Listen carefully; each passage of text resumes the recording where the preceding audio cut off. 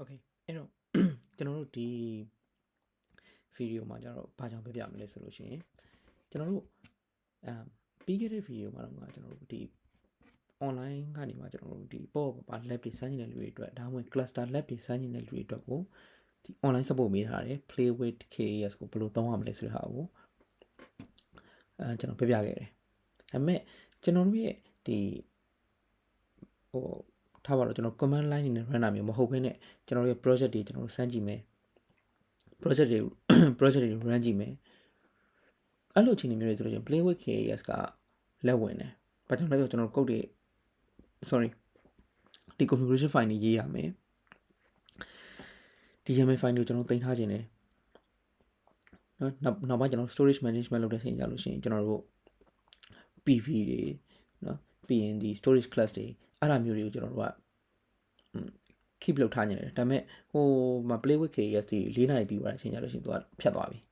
နော်အဲ့တော့အဲ့လို lab မျိုးတွေစမ်းဖို့အတွက်ကျွန်တော်တို့ local မှာလည်း setup လုပ်ဖို့အတွက်ကျွန်တော်အကြံပေးတယ် local မှာ setup လုပ်တဲ့နေရာမှာအများကြီးရှိတယ် local မှာ setup လုပ်တယ်ဆိုတာဘာလဲဆိုလို့ရှိရင်cluster လိုက်ကြီးကို5လုံးနဲ့ setup လုပ်တာပြောတာမဟုတ်ဘူးသူ့ဒီ online မှာဆိုလို့ရှိရင်ဒီကျွန်တော်တို့ဒီ online လောက်ဖြစ်တယ်ကျွန်တော်ဒီ KAS မှာဆိုလို့ရှိရင်lab စမ်းနေတဲ့လူတွေစမ်းဖို့အတွက် cluster setup လုပ်စရာမလိုဘဲနဲ့ lab စမ်းလို့ရတဲ့ environment တွေထုတ်ပေးထားတာမျိုးရှိတယ် minimal version တွေပေါ့အဲ့ဒီမှာဆိုရင်ဘာရှိမလဲဆိုတော့ကျွန်တော်အများကြီးရမှာခိုင်းဆိုတာရှိမှာ Kubernetes ကိုကျွန်တော် Docker မှာ run တာ Kubernetes in Docker လို့ပြောတယ်နော်ခိုင်းရှိမယ်ပြီးသွားလို့ရှိရင်ကျွန်တော်တို့ K3s ရှိမယ်နော် run ချထုတ်တာ K3d နော်ပြီးသွားလို့ရှိရင်ကျွန်တော်တို့ minikube ရှိမယ် Kubernetes ရထုတ်တာပြီးသွားလို့ရှိရင်ကျွန်တော်တို့ micro KAS ရှိမယ်ပြီးတော့ K0s တို့ပါတော့ရှိသေးတယ်အများကြီးပဲ right အဲကျွန်တော်အကုန်လုံးမရေးပြတော့ဘူး okay အဲ့တော့ဒါတွေအများကြီးရှိတယ်ပေါ့ပေါ့အဖြစ်ဆုံးက minikube ကပေါ့ပေါ့တော်တော်ဖြစ်တယ်နော်ဖြစ်တဲ့ပြောင်းမှာတော့တချို့ configuration တွေဆိုလို့ရှိရင်တကယ် Kubernetes နဲ့ဆိုလို့ရှိရင်တချို့ configuration ကတချို့ဟိုဟာတွေဆိုလို့ရှိရင် Kubernetes အပြင်မှာစမ်းတဲ့ Kubernetes နဲ့လမမသက်ဆိုင်ဘူးတော်တော်လေးသူကလွယ်အောင်လုပ်ပေးထားတာပေါ့နော်အဲ့တော့ minikube ကတော့လုံးဝတော်တော်လေးလွယ်တယ်သုံးရတာလည်းတော်တော်လွယ်တယ်ဒါပေမဲ့တကယ်heavy စမ်းမယ်ဆိုရင်တော့ရင်လုံးဝဖြစ်လာဘူး okay ထားပါတော့အဲ့တော့ကျွန်တော်ဒီမှာဆိုလို့ရှိရင်ကျွန်တော်ဘာကို setup လုပ်မလဲဆိုလို့ရှိရင်ဒီမှာတော့ကျွန်တော်ကK3s ကိုသုံးမယ် sorry နော် run ချထုတ်ထားတယ် K3s ကိုသုံးမယ်နောက်တစ်ခုကကျွန်တော်ဘာရှိလဲဆိုလို့ရှိရင် Docker မှာလည်း support ပေးလာတယ် Docker desktop မှာလည်းရှိတယ်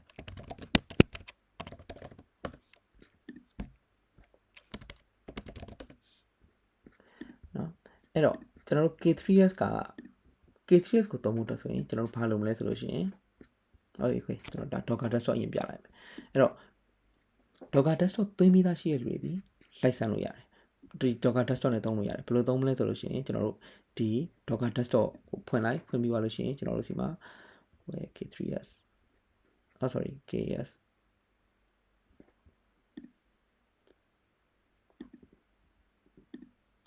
setting ထဲမှာဒီမှာ setting ရှိတယ် setting ထဲမှာဒီမှာ Kubernetes ဆိုတာရှိတယ်အဲ Kubernetes ကို enable လုပ်ပေးလိုက်အောင်ဒါပဲပြီးသွားပြီနော် okay အဲ့တော့ဒီ Docker desktop ရှိတဲ့လူတွေကမရှိတဲ့လူတွေကတော့ Docker desktop installation ကိုကိုယ်ကနေကိုရှားလိုက်တော့နော် YouTube တွေမှာအများကြီးရှိတယ်ဘာကြောင့်လဲဆိုရင်ကျွန်တော်ပြန်ပြမယ်ဆိုလို့ရှိရင်ကျွန်တော် Docker desktop တွေကျွန်တော်ပြန်ဖြတ်ပြီးအစားဆုံး installation လုပ်နေရမှာနော်အဲ့တော့ K3d ကိုသွင်းမယ်အခုsorry K3s ကိုသုံးမယ် K3s ကိုသုံးဖို့အတွက်ကိုဘာလို့လဲဆိုလို့ရှိရင်ကျွန်တော်ကတော့ဘယ်လိုမျိုး setup လုပ်လဲဆိုလို့ရှိရင် local ဆက်ကိုတိုင်းရမထိချင်တော့ကျွန်တော် VMware workstation သွင်းတယ်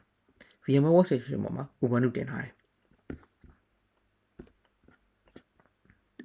နော်ကျွန်တော် VMware workstation ပေါ်မှာဒီမှာ Ubuntu တစ်လုံးရှိတယ်အဲ့တော့ VMware workstation တွေ Ubuntu တွေဘယ်လို installation လုပ်လဲဆိုတာတော့ကိုယ့်အနေကိုလေ့လာကြည့်လိုက်တယ်ပေါ့နော်ဒါပေမဲ့လေ့လာကြရတော့မလိုတော့ဘူးလို့ကျွန်တော်ထင်ပါတယ် Kubernetes အောင်လေ့လာနေတဲ့လူတွေအနေနဲ့က VMware တွေ VMware installation လုပ်တာတွေ Ubuntu installation လုပ်တာတွေတော့မလိုတော့လို့ကျွန်တော်ထင်တယ်နော် Okay အဲ့တော့ကျွန်တော်တို့ Google မှာ K3s လို့ရှာလိုက် installation step က very easy ဗျာ right အဲ့တော့ K3s ကိုသွားပြီးတော့ကြည့်လိုက်လို့ရှိရင်ဒီမှာသူ့ရဲ့ website ရှိတယ်ဒါပေမဲ့စိတ်မကောင်းစရာတကူကမြန်မာပြည်မှာသုံးတဲ့မတချို့ဒီ ISP တော်တော်များသည် K3s ရဲ့ website connect လုပ်လို့မရအောင်လုပ်ချင် VPN ခံရတယ်နော်အဲ့တော့ကျွန်တော် K3s website ကိုရောက်သွားပြီဆိုလို့ရှိရင် command လေးက K3s installation step ကထားပဲ -sfl ဒါပဲအဲ့တော့ website ဝင်လို့မရတဲ့လူတွေဒီကိစ္စမရှိဘူးတော့ website ပဲဝင်လို့မရတာ download ဆွဲမယ်ဆိုဆွဲလို့ရတယ်နော်အဲ့တော့ဒီ website ဝင်တဲ့ချိန်မှာပဲဝင်လို့မရတာအဲ့တော့ command run မယ်ဆိုလို့ရှိရင်အဲ့တော့ website ဝင်လို့မရတဲ့လူက website ကို VPN တွေပါခံပြီးတကူကဝင်မနေနဲ့နော်ဒီဟိုဟာကိုကြည့်ပြီးတော့ဒီ command လေးကို run လိုက်အောင်မယ်ဒါလေးကို copy ကူးပြီးတော့ run လိုက်အောင်မယ်အဲ့တော့ quant ကိုပါရိုက်ထည့်လိုက်တော့အဲ့တော့ root နဲ့ကျွန်တော်ပြောင်းထားတယ်နော် user account က sudo နဲ့ root ကိုပြောင်းလိုက်ပြောင်းသွားလို့ရှိရင် command က sorry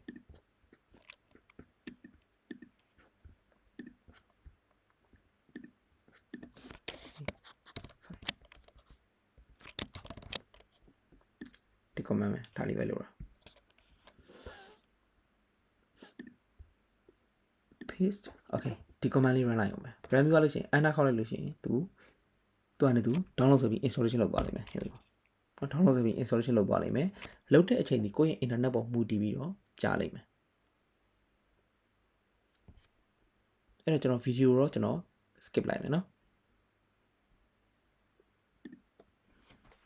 okay installation ကဒါပဲပြီးသွားပြီဆိုလို့ရှိရင် cube ကတဲ့ gunnote နဲ့တွက်ကြည့်မယ်ဆိုလို့ရှိရင်ကျွန်တော်နောက်တစ်ခုပါလဲဆို K3s ဆိုတဲ့ command လေး run ကြည့်လိုက်ဒါဆိုရင် installation ပြီးသွားပြီ right တော့ K3s နဲ့ပတ်သက်ပြီးတော့ကျွန်တော်သုံးလို့ရပြီ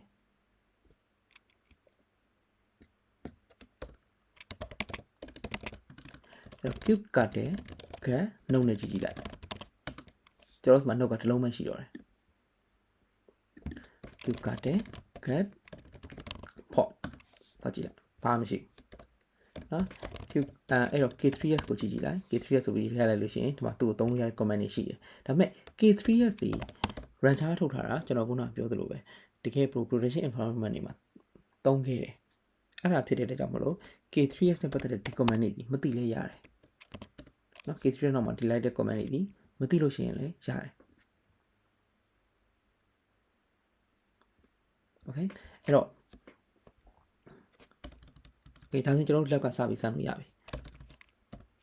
နော် cube ကတဲ့ gunnote နဲ့ကြည့်မယ်ဆိုရင်တော့တစ်လုံးမှရှိမှာဘာကြောင့်လဲဆိုတော့ကျွန်တော်တို့တစ်လုံးမှ run အောင်အဲ့တစ်လုံးနဲ့ပုံမှာပဲ port တွေ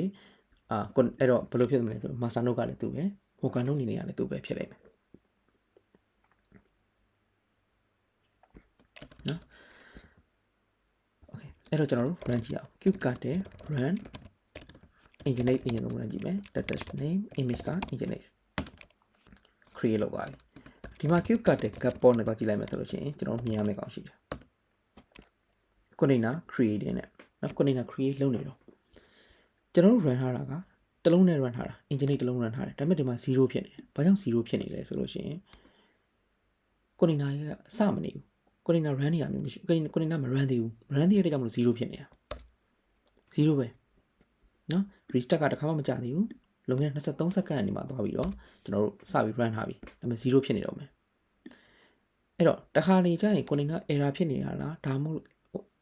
error တစ်ခုကြောင့်များကျွန်တော်မတက်လာလားဒါမှမဟုတ်လို့ရှိရင်ဘာဖြစ်နေလဲဆိုတာသိချင် describe ဆိုတဲ့ command နဲ့ကြည့်လို့ရတယ် cube ကတဲ့ describe port ကိုကြည့်နေတာဖြစ်တဲ့ကြောင့်မလို့ cube ကတဲ့ describe port ဘယ် port နာမည်ပါလဲဆိုတော့ဒီမှာရှိတဲ့ nginx ဟော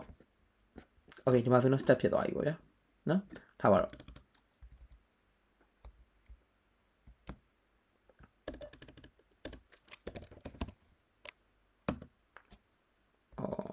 sorry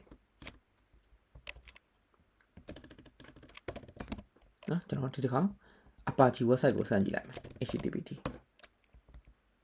describe port httpd အဲ့တော့ကြည့်လိုက်ဒါဆိုရင်ဘာဖြစ်နေလဲဆိုတာ pooling ဖြစ်နေတယ် image ကို download ဆွဲနေတာမပြီးသေးဘူး cube ကတဲ့ cat port ဒီမှာဆိုရင်အခု running ဖြစ်သွားပြီ running ဖြစ်သွားပြီဆိုလို့ရှိရင်တေးကြတယ် pool download ဆွဲပြီးသွားပြီ download ဆွဲပြီးတော့မှသူ container ကို start လုပ်လိုက်ပြီ ဒါဆိုရင်ဒီကြဒီနေရာမှာ pooling ဆိုတာမရှိရတော့ queue card describe နဲ့တော့ကြည့်လိုက်ဟောကိုဒီနာ pooling ပြီးသွားပြီ successful နော်ဒီ image pool ရဲ့ကိစ္စဒီလုံးဝ success ဖြစ်သွားပြီပြီးသွားလို့ရှိရင်ကိုဒီနာကို create လုပ်တယ် start လုပ်တယ်အဲ့တော့ကိုဒီနာတစ်ခု run တဲ့နေရာမှာကိုဒီနာဒီဘာတွေဖြစ်သွားတယ်ဆိုတဲ့ဟာမျိုးကြည့်ချင်တယ်ဆိုရင် describe နဲ့ကြည့်လို့ရတယ်ကျွန်တော် log အကြောင်းတော့ log section ရောက်တော့မှပြပြပေးမယ်နော်ဒီမှာတော့ကျွန်တော် describe ကိုပြပြပေးချင်တယ်ပေးချင်တာဖြစ်တဲ့ကြောင့်မလို့ describe ကိုရင်ပြပြရတယ် describe command တွေအများနဲ့သုံးနေရမှာတခါလေကြောင့်ရှင်ကိုကrun လိုက်တယ် run ပြီးတော့ container creating ပဲပြတယ်ဘာမှတက်မလာဘူးကိုက download ဆွဲနေရပဲထင်တယ်ဒါပေမဲ့သွားကြည့်လိုက်တဲ့ချိန်ကျလို့ရှင် PV မတွေ့တာတို့sorry PVC မတွေ့တာတို့အများကြီးပဲ right အဲ့လို issue မျိုးတွေဖြစ်တတ်တယ်ဒါကြောင့်မလို့ကျွန်တော် describe command တွေဒီခဏခဏသုံးရတယ်နော်ပေါ်ကို describe လုပ်လို့ရတယ် service ကို describe လုပ်လို့ရတယ် node ကို describe လုပ်လို့ရတယ်နော်ဒီဒါမဲ့ queue card တယ် can node ကျွန်တော်မှာ node ရှိတယ်နော် ubuntu.local ဆိုတာ name အဲ့ node ကို describe လုပ်ပြီး queue card တယ် describe node ကို describe လုပ်မှဖြစ်တဲ့ကြောင့် node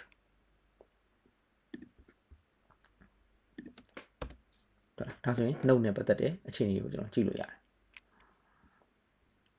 နော်ဘာတွေလောက်သွားတယ်